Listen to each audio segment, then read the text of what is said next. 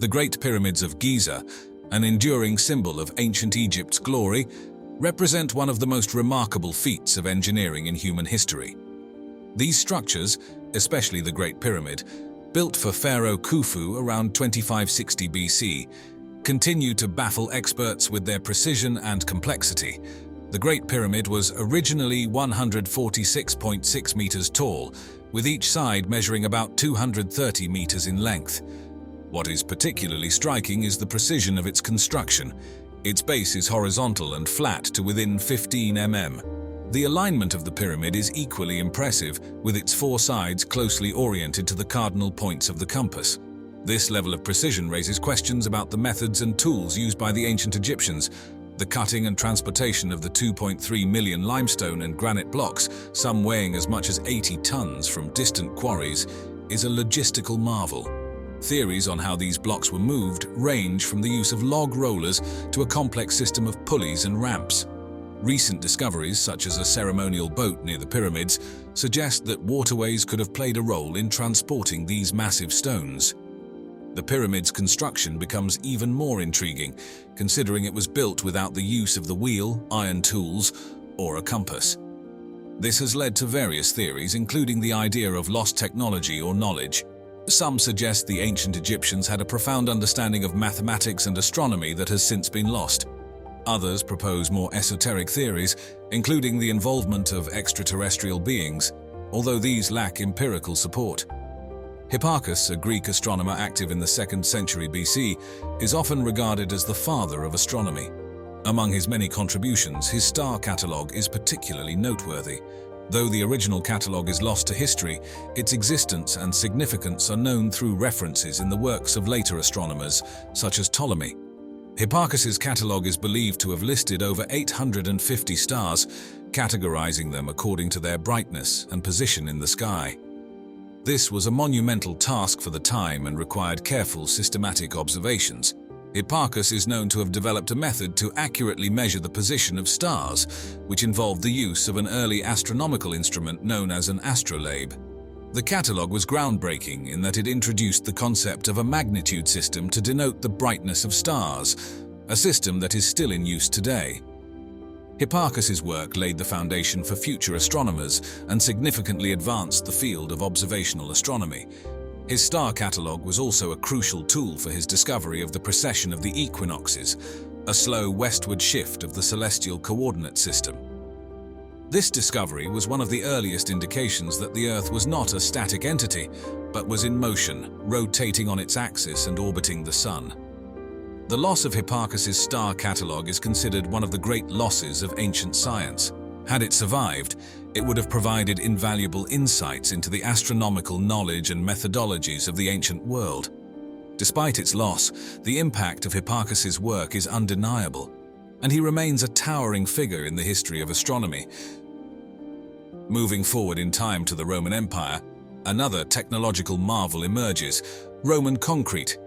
This material, used extensively in monumental structures like the Pantheon and the Colosseum, has withstood the test of time, often faring better than modern concrete under similar conditions. The secret to its durability lies in its unique composition, which includes volcanic ash, lime, and seawater. This mixture produces a chemical reaction that, unlike modern concrete, strengthens the material as it ages. The Roman concrete recipe was lost over time, with the fall of the Roman Empire marking the end of its widespread use. Its rediscovery has been the subject of much research, as understanding its composition could revolutionize modern construction.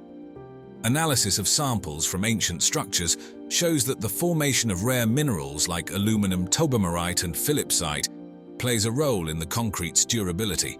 These minerals form in the concrete as it reacts with seawater, filling in cracks and making the material more resistant to fracturing. Another aspect that set Roman concrete apart was its environmental footprint. The production of modern Portland cement releases a significant amount of CO2, contributing to climate change. Roman concrete, however, required less energy to produce, and the volcanic ash used in its making was a natural, readily available material. This means that if we could replicate the ancient recipe, we could not only create more durable concrete, but also reduce the environmental impact of its production. In the heart of Delhi, India, stands an intriguing testament to ancient metallurgical skill, the Iron Pillar of Delhi. This 7-meter-tall column, dating back to the 4th century AD, is renowned for its resistance to corrosion, an attribute that has baffled scientists and historians for centuries. The pillar, composed of 98% wrought iron, has weathered over 1,600 years without significant rusting or decay, a feat that is remarkable considering the humid climate of Delhi. What makes the iron pillar so special is the high purity of the iron used and the presence of high phosphorus content, absent in most modern iron. This composition suggests a level of metallurgical sophistication that was far advanced for its time.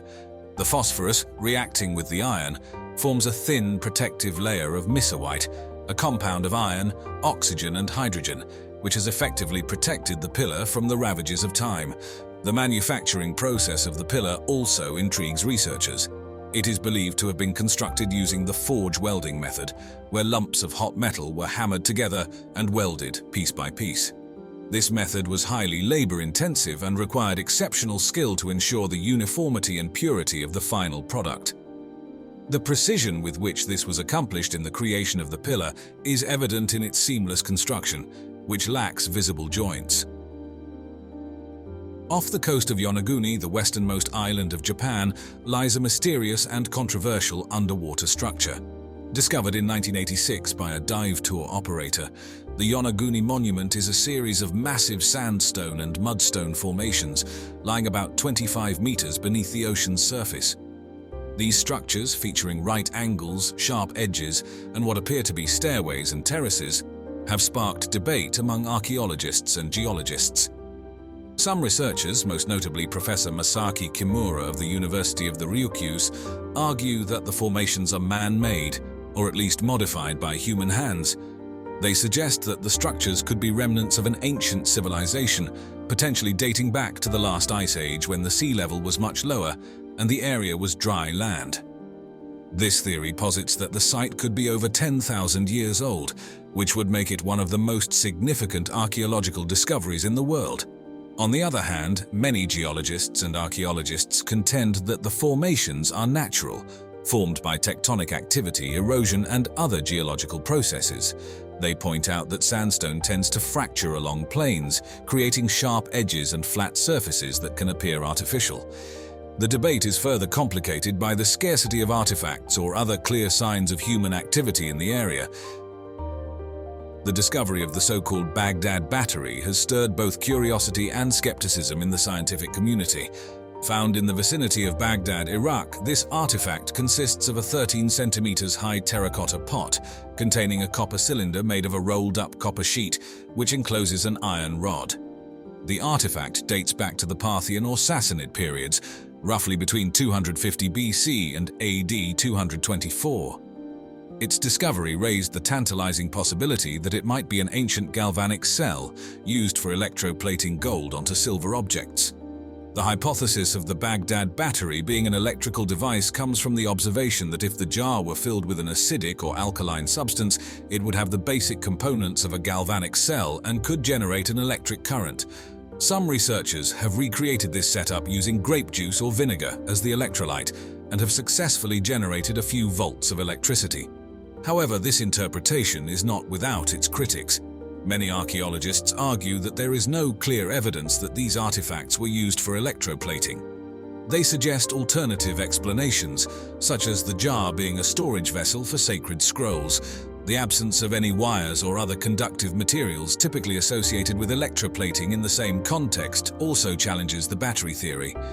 The true purpose of the Baghdad Battery remains a matter of debate, with its potential as a source of electricity being one of the more captivating theories. If indeed it was used to generate electricity, it would suggest a knowledge of electrochemical reactions that predates the modern discovery of electricity by over 1,000 years. The stone spheres of Costa Rica, also known as Las Bolas, are another archaeological enigma. Discovered in the Diquis Delta of southern Costa Rica, these spheres range in size from a few centimeters to over 2 meters in diameter, with the largest weighing over 16 tons. Made from granodiorite, a hard, igneous stone, they are almost perfectly round, with some showing intricate geometric patterns or perfectly straight grooves. The purpose and method of their creation have been subjects of speculation and research. Archaeologists believe they were created by the indigenous peoples of the region between 300 and 1500 AD. The exact technique used to shape and smooth these stones remains unknown, but it is likely that they employed a combination of controlled fracturing, pecking, and grinding, using harder stones and sand as abrasives. The spheres are thought to have had a social, religious, or astronomical significance. Some are aligned in patterns that suggest alignments with celestial bodies or geographic features, while others were found in association with architectural structures, which hints at their possible use in social or ceremonial contexts. The Indus Valley civilization, flourishing around 2600 to 1900 BC in what is now Pakistan and northwest India, was remarkable for its advanced urban planning and hydraulic engineering.